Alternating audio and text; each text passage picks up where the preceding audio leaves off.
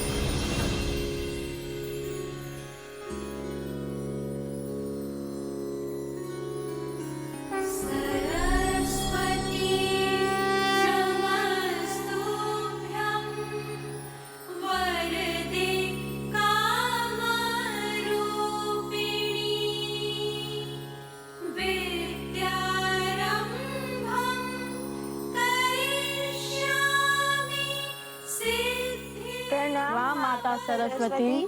लवकुश, तुम दोनों ने ही पराक्रम की प्रकाष्ठा पार की है। मैं तुम दोनों से ही अत्यंत प्रसन्न हूं। मांगो, क्या वर चाहते हो? सब कुछ तो है हमारे पास, और अब तो श्री राम से भेंट के द्वार भी खुल चुके हैं हमारे लिए। तो ये स्वप्न भी पूर्ण ही हो जाएगा। किंतु यदि आप कुछ देना चाहती हैं, तो इस कन्या के माता पिता को नेत्र दे दीजिए। अद्भुत।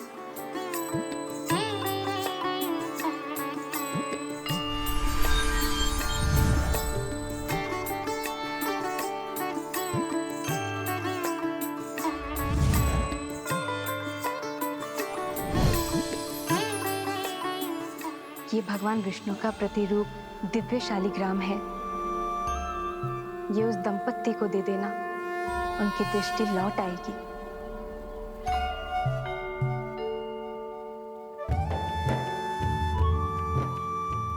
धन्यवाद माता, कोटि कोटि धन्यवाद।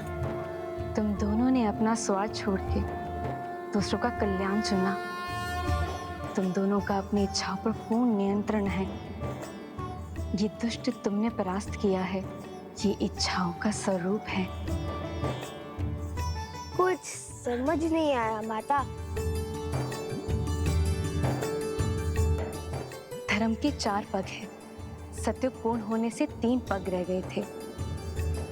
जब धर्म का एक और पग टूटेगा, अर्थात त्रेता पूर्ण होगा और द्वापर युग का आरंभ होगा, धर्म का पालन करना अधिक कठिन हो जाएगा। जिस वृद्ध दंपत्ति की तुमने सहायता की, वो योग एवं भक्ति के प्रतिरूप है।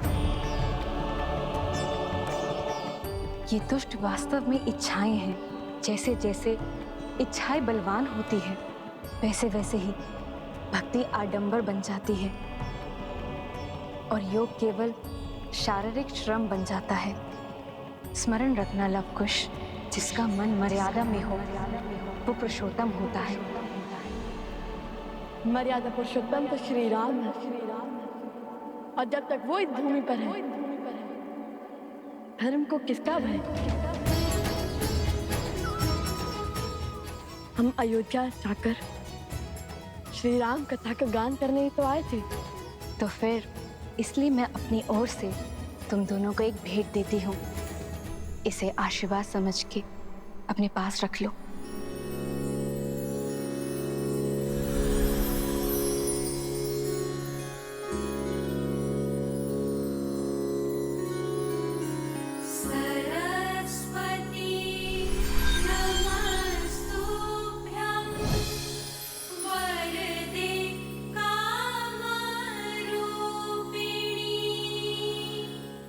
कला अंतर मन के भाव को स्पष्ट करती है, और ये वीणा तुम्हारे मन के भावों को ध्वनि देगी। इस वीणा के साथ राम कथा का गायन करोगे, वो कथा समय के अंत तक अमर हो जाएगी। धन्यवाद माता। कोटि कोटि धन्यवाद।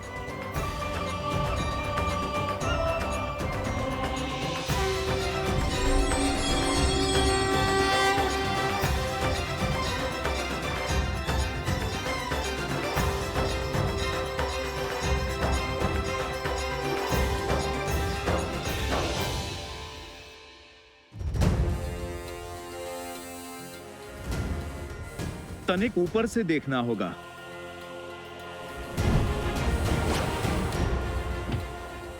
जय श्री राम। बजरंग बली हनुमान, जय जय महाबली हनुमान। भैया मुझसे तो प्रतीक्षा ही नहीं हो रही। मन कहता है इसे अभी बजा कर देखूं।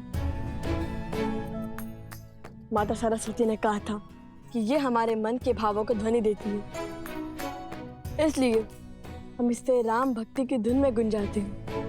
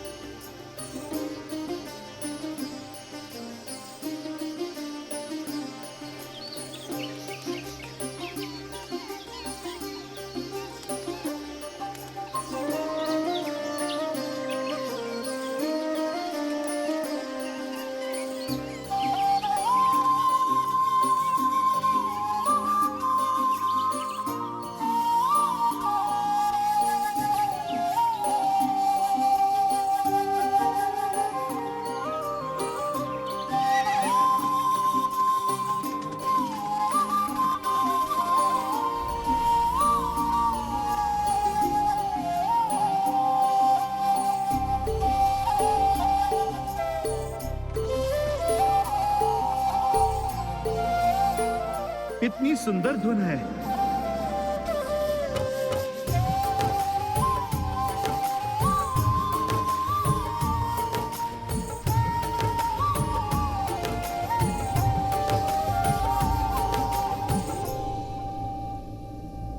गुरुवर,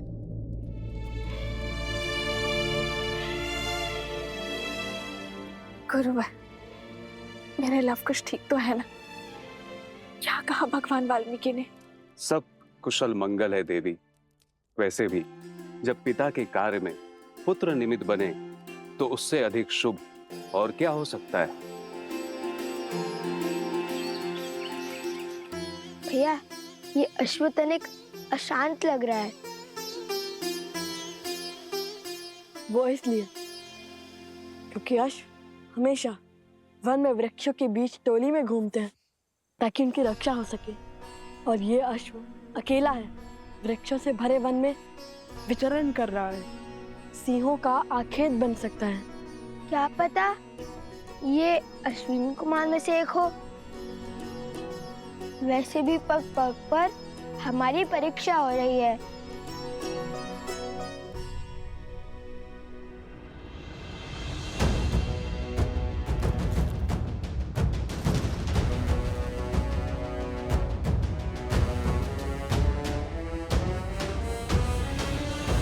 समस्या का जड़ अवश्य ही ये सोमकर्ण है। जब भी हमारे साथ रहता है तब कोई ना कोई संकट आ पड़ता है। नहीं नहीं, सत्य कुछ और है। जब जब मैं तुम दोनों के साथ रहता हूँ तब तब मुझ पर विपत्तियों का पहाड़ आ पड़ता है।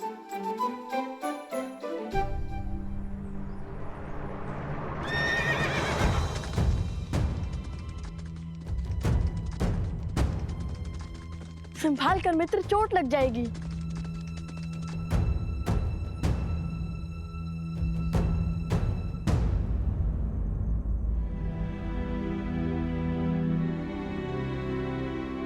अति उत्तम भैया। ये तो अधिक उत्तेजित लगता है। जब मुझे उत्तेजना होती है तब माता मुझे राम नाम स्मरण करवाती है। तुम भी राम नाम का स्मरण करो मित्र। कुछ और सोचना पड़ेगा। सोच लिया।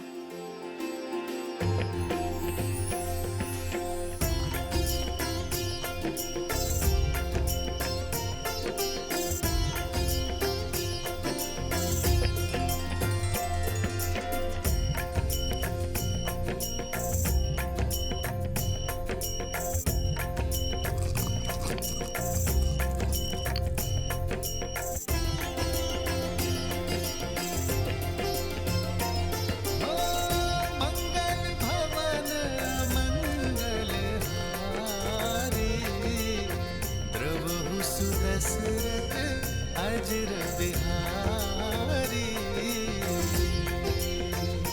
हो होई सोई जो राम रचिरा को करी पर बढ़ावे साखा। अद्भुत युक्ति लगाई भैया, किंतु श्री राम के नाम के साथ माता सीता का भी नाम लिखकर देखिए, संपूर्ण रूप से शांत हो जाएगा।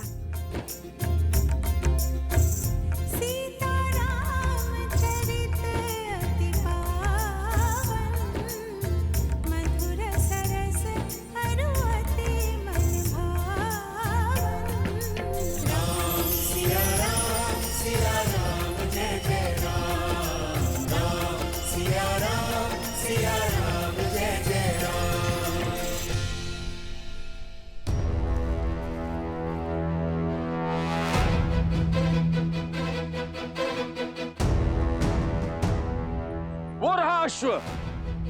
भैया भागो। अरे कहाँ भाग रहे हो? विपत्ति से दूर। पहले तुनीर का चोर समझकर हमारे पीछे भागे, उसके बाद वो अश्व का स्वामी, और अब इसे खोजने भी कोई आ रहा है। जिनका अश्व है वो आ गए हैं।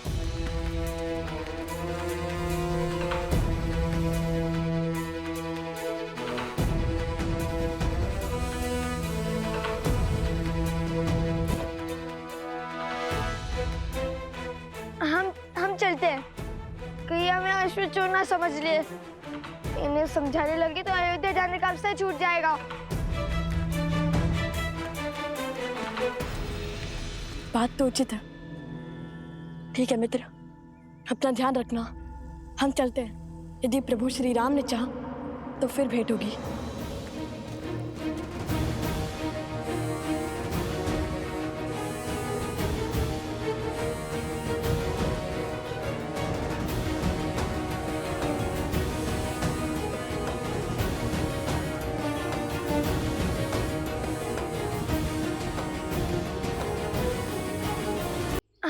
हम चलते हैं, कहीं हमें अश्व चोर ना समझ लिए। इन्हें समझाने लगे तो अयोध्या जाने का अवसर छूट जाएगा।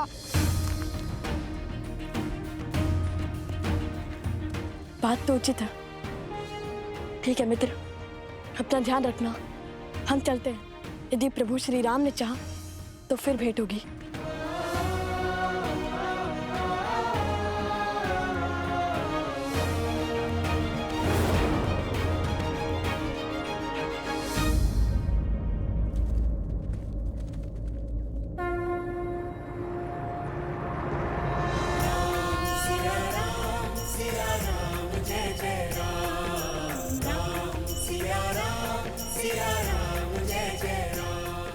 माता सीता और प्रभु का नाम किसने लिखा है इस अश्व पर? अवश्य ही कोई राम भक्त होगा। मेरी पुत्री।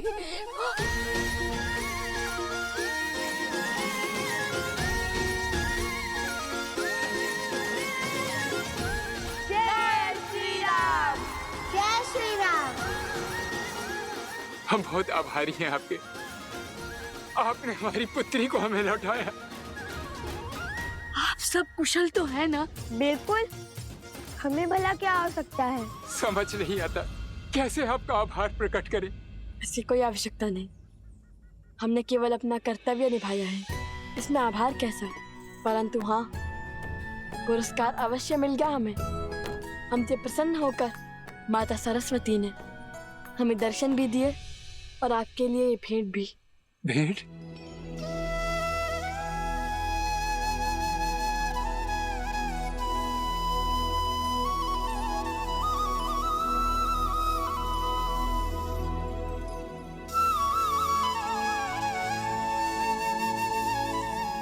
ये तो साक्षात नारायण का स्वरूप शालिग्राम प्रतीत होता है।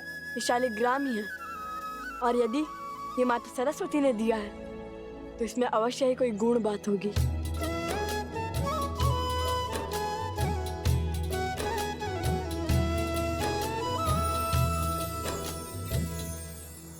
हरि ओम।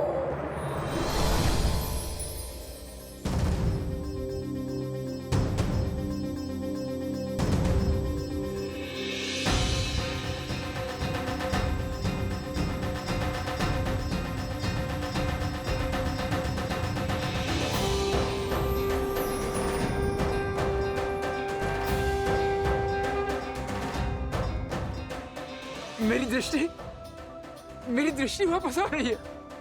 मैं अपनी पुत्री को देख सकता हूँ। मेरी दृष्टि वापस आ गई।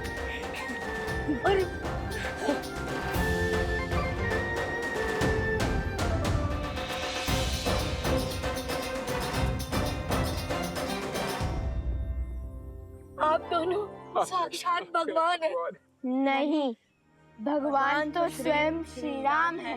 हम तो केवल उनके भक्त हैं।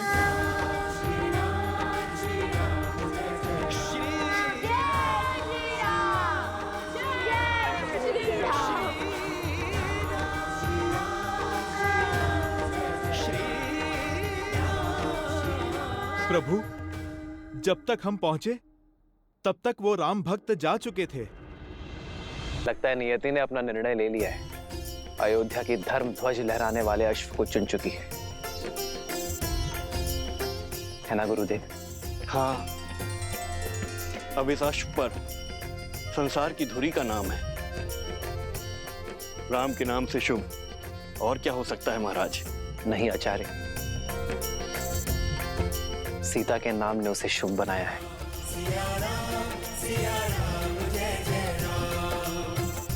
कल अयोध्या की धरा में अश्वमेध यज्ञ का शंखनाद होगा। धर्म की जय हो, रघुकुल की जय हो।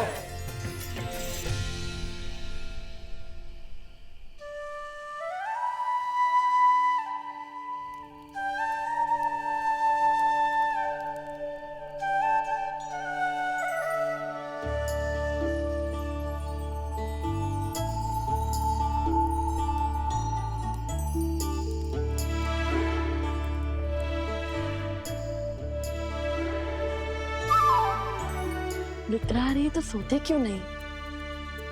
मैं हूं ना, पहरा दे दूंगा। जानता हूँ, किंतु मुझे सूर्य की पहली किरण के साथ अपनी यात्रा फिर से आरंभ करनी है। एक क्षण का विलंब भी नहीं होना चाहिए। मुझे शीघ्र अतिशीघ्र श्री राम और माता सीता के दर्शन करने हैं। ठीक है, तुम पहरा दो, मैं सो जाता हूँ। नहीं नहीं नहीं, आप नहीं सो सकते। क्यों? देख नहीं रहे कितने जतनों से जागा हूं। अगर आप सो गए तो मुझे भी निद्रा आ जाएगी। बैठे रहिए ना। बस अब ठीक है।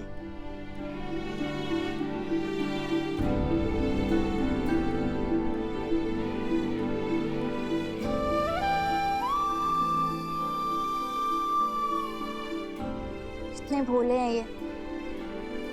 इन्हें लगता है राजकुमारी सीता अभी भी अयोध्या में ही है।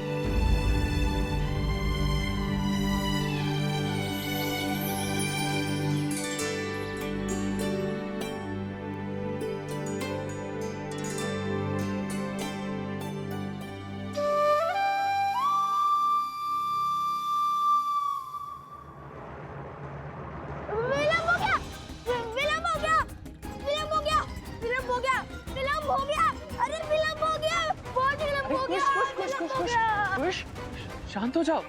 क्या हुआ? लव भैया कहाँ है? लव?